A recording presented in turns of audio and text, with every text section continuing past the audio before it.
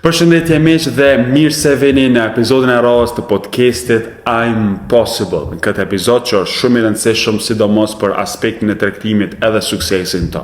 Sot jemi bashkangjitur në këtë ambient me Jonin që e kemi pas pak larg podcast disa ditë, apo tash e kemi rikthy prapë.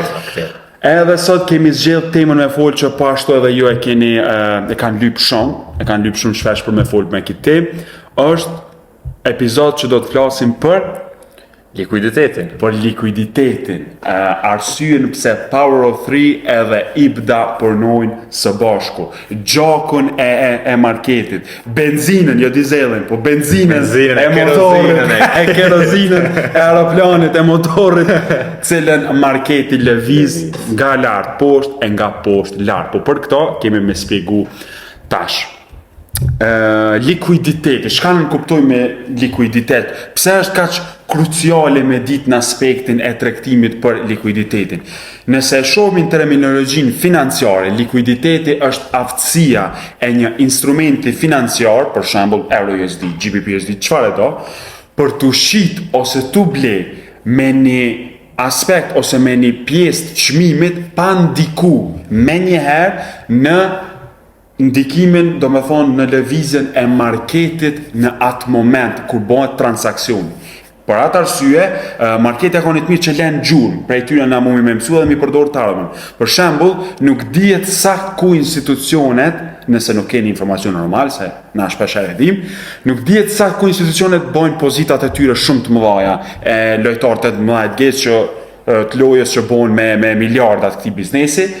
Edhe masi që të ndodhë lëvizja më dhe thua që të përshamë pas ka pas likuiditet ose që të shumë pas ka pas lëvizje e krejt. Pra që kjo është pjesa nëse shohmi si definicion të likuiditetit, aftësia e një instrumenti financiar për të ble ose për të shit në një pjesë të çmimit pa ndiku në mënyrë të menjëhershme në çmim kur bëhet transakcioni.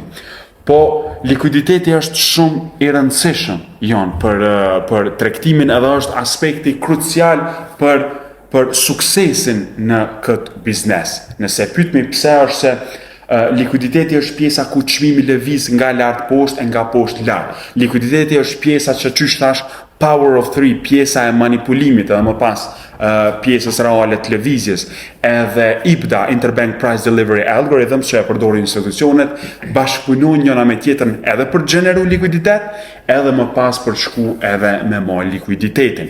Po likuiditeti e kemi ndonë në dy lloje, dhe vetëm dy lloje ti. E kemi likuiditetin eksternal, apo ndryshe quajtur likuiditeti jashtëm, dhe likuiditetin internal, apo ndryshe quajtur likuiditetin e brendshëm. Çka është dallimi midis këtyre? Krejt sene besoj do e flasim tash. Jo në atë folën e për jashtëm ti. Okay. Likuiditeti i jashtëm është likuiditeti që gjendet në ato pjesë ose pak më lart, në ato pjesë ose pak më poshtë, në highs edhe lows. Likuiditeti jashtëm është çdo candlestick high edhe low. A dini kur kemi folur për candlestick open high low close edhe open low high close, do të thonë çaj pjesa low ose high. Aty ka likuiditet. Do të thonë sidomos në higher time frame është shumë e rëndësishme me ditë daily high, daily low, weekly high, weekly low, monthly e këtë këto.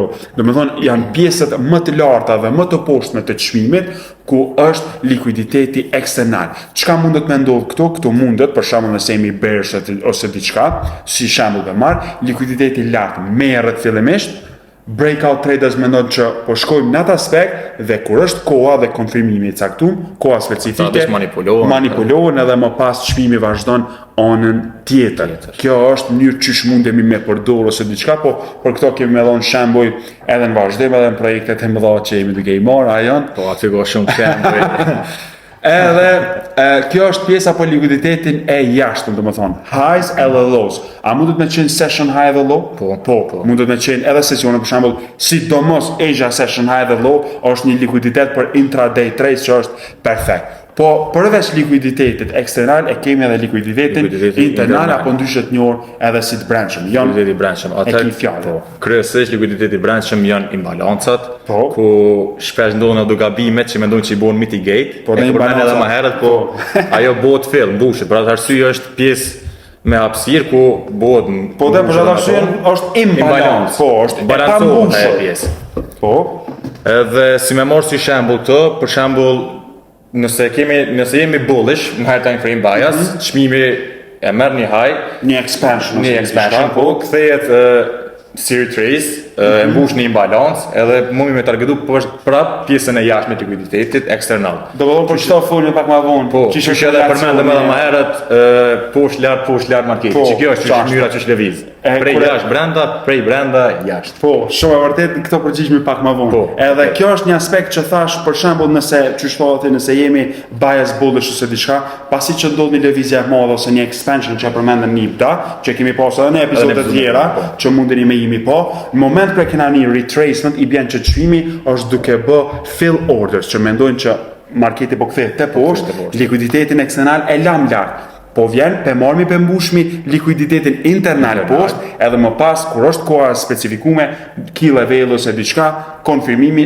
vazhdojmë prap expansion në atë anë të bias, do më thonë, ku e kemi likuiditetin tjetër të radhës, do më thonë, shpjegojmë likuiditetin eksternal edhe likuiditetin internal.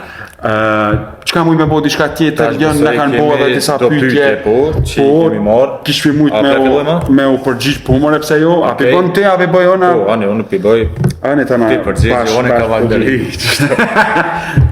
Si mund të identifikoni zonat të forta të likuiditetit? Kjo edhe pak edhe përmendëm. Po dhe pak e përmendëm zonat të forta të likuiditetit. Equal highs. Kur e përmendëm edhe power of 3, na tham që pas qyshe kemi thonë gjithë prej fillimit që kemi dalë vesh në opinionin publik, çmimi fillimisht manipulon e më pas e bën lëvizjen reale. Nëse jemi bearish, bullish, cilët do manipulimi ndodh, merr një likuiditet edhe më pas vazhdon lëvizjen e vërtet nga ajo anë. Nëse shohim për zonat cilët janë të rëndësishme, mundet me qenë daily, weekly, monthly, high ose low, ose më e madhe time frame-a, çaq më e madh likuiditeti dhe çaq më e madh lëvizja në anën tjetër. Po normalisht vesh nëse edhe bias ju mbështet nga ana tjetër. Kjo janë zonat të mëdha të likuiditetit që çmimi mundet me reagu, edhe nëse analiza juaj është e saktë, nëse ka ardhur koha specifike dhe keni marrë konfirmimin, mundi me zonë ku domethënë shumë tregtime të mira. Për ndyshe qysh mundet mu po likuiditet ose mu gjetë me let, i kemi qysh tam agents, gjdo sesion high edhe low, se gjerë ma shumë likuiditet. Qashtë, shumë e vërtet se zakonisht konsolidon, bota akumulimi, manipulimi dhe distribution. Gjdo sesion high ose low, gjdo candle high ose low, si do mosh high time frame, qysh mundi me po kemi equal highs, double tuhat e këtine shove tonë. Retail traders menojnë që qëto është rezistenca, bot equal highs, veç e po një manipulim poshtë, key level, koha edhe shkon i merë që ato equal highs. Në thonë, likuiditeti jo një preferu. Kemi edhe equal lows, kemi edhe relative equal highs edhe lows, do me thonë pjesë se nështë po edhe pi përdorë me termet anglisht, po besoj e kuptojnë që janë pjesë të njëjta të pjesëve të larta, highs, do me thonë weeka, edhe poshtë, edhe relative janë ata që janë gati se njëjtë. Po dhe gati se njëjtë, edhe ato është likuiditet shumë i mirë, po ashtu kemi edhe old highs, old lows, kemi qëto së të jam e përmen. Yes, së përmen. Pelojnë qëto pak ma vonë, edhe qëto. Jo. Me kalimin e kohës, ta kështë. Po, kësmet, ka dalë. Edhe qëto besoj janë zona që munden me pas ndikim të marrë. Rregull. Si mund të parashikoni lëvizjet e çmimeve në bazë të analizës së likuiditetit? Po, edhe qëto besoj e përmenëm, kur jemi me një bias, na morëm shembull si bearish, unë e thash me atë, tash më marr bullish, pra. Nëse jemi bullish, e dim që jemi për shembull në daily bullish, e shohmi që time frame-at më të vogla janë duke shku poshtë. Çfarë është ndodh manipulimi. Na do të më gjetë në një key level, do të me prit kohën e caktuar kur ndodh manipulimi, edhe do të thonë pjesa reversal të IPDA, switch në anën tjetër, smart money reversal, që aty e marrë me konfirmimin, që aty e dim, do me thonë, nëse në likuiditet ka key level, aty është një high probability zone. Në moment që ndodh ajo, ta në ndrojmë prej manipulimit kishë në anën poshtë me bearish, në bullish drejt likuiditetit eksternal, ose një daily high, një 4 orë high, një qka do. Likuiditet ka në gjdo candlestick. Do me thonë, kjo është kombinimi që duhet me përdorë. Key leveli, më poshtë për shembull se një likuiditet ose më nalt, edhe bias do me thonë pjesa që e kemi spjegu, nëse këto kombinohen me zveti, juve se hala pa ndodh, ja bën planin çka mundet me bo vaki edhe kështu. Kjo është një diçka që në projektet tona të moja që jemi duke i bo dhe të i realizu ka dardale, kemi spjegu tepër shumë mirë qysh kjo ka me ndodh edhe besoni kushdo që e ka fatin për me marrë pjesë, besoni që ka me ndodhë si na që po dorbim në për TikTok, se ne e dim çka mundet me ndodhë në qatë javë ose në qatë ditë, hala pa e nis dita, se plani, logjika kombinohet gjithë shka. Kur studion do të thonë çdo sen vjen tu kombinu dhe shumë interesant. Shumë, bjen dashnia alo më shumë, e kom shku atë. Kur ti vuaj çdo kimeron dashnia edhe një. Atëherë, si mund të parashikoni lëvizjet e çmimeve në bazë të analizës së likuiditetit, që e pasni thonë, cilat janë rreziqet e mos kuptimit të likuiditetit? Shkurt. A be thutja? Ja, thuaj ti. Ja, thuaj ti. Ja, thuaj shkurt edhe kjo. Nëse nuk e din ku është likuiditeti, atëherë ti je vetë likuiditeti. A mos më zgatesh më shumë? Mjafton. Hajde, vetë në koment ose në TikTok, ati ja shpjegoj më shumë shabashta. Nuk i shka e spjegoj. Regjia, jemi në rregull gjithçka. Dhe vazhdojnë. Që marrë sot në Barcelonë lunë, me fituar edhe kena marrë për likuiditetin e jashtëm dhe likuiditetin e brendshëm.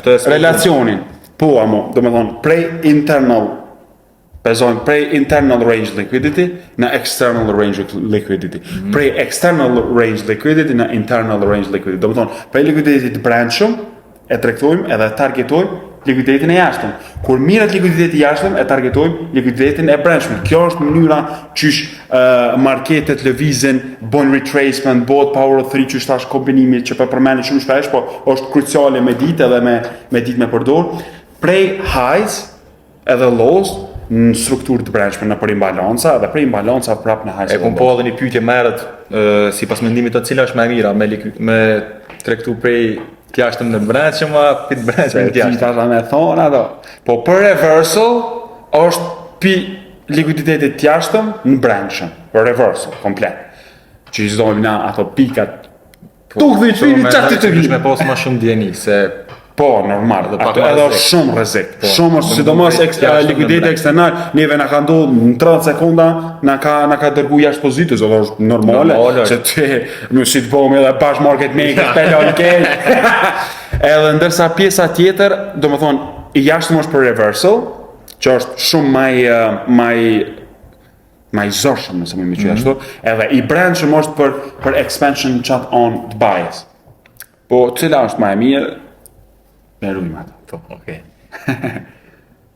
A është e mundur të fitoni duke u bazuar vetëm në likuiditet, apo duhet gjithmonë të kombinoni këtë me analizat e tjera teknike?